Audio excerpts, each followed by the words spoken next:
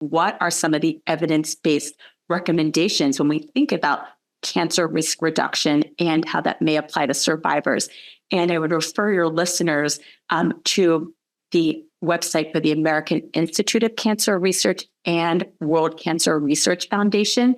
They have a partnership where they really distilled 10 key recommendations for cancer prevention.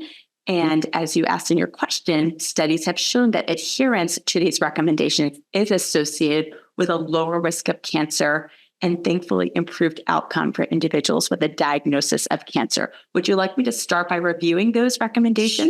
Sure. Right. So I like to keep things simple. And if you go on these websites, it's a beautiful graphic. You could print it out and put it on your refrigerator. But let's just go through them because I think if we all could adhere to these, we'd all have such better health, not only the lower risk of cancer, but also other chronic diseases that we face. So the number one, be at a healthy body weight. We know that's a challenging one for many individuals, but that is a key recommendation. We know that obesity, unfortunately, is associated with a rising number of cancers. Data at this point would suggest it's associated with 13 cancers. So that's a key one to pay close attention to. Secondly, the importance of being physically active.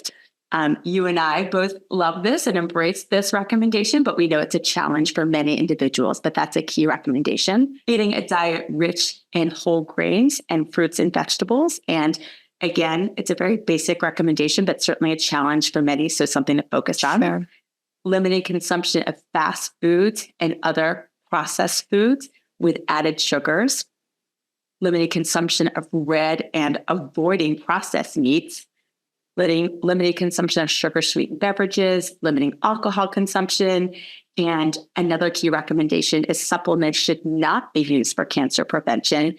And we can talk further about that. And then finally, for mothers who can breastfeed, that is shown to be protective, certainly for breast cancer. So those are the recommendations, and certainly they're important for cancer risk reduction and for survivors. And getting back to the initial question, studies have shown, looking at large studies that have looked at individuals who have been able to adhere to these recommendations outlined by the AICR and WCRF, that there is a reduced risk of common cancer, such as breast cancer and colorectal cancer and others. So I think it's really key that your listeners, learn about these 10 recommendations and think about how they can incorporate these into their lives.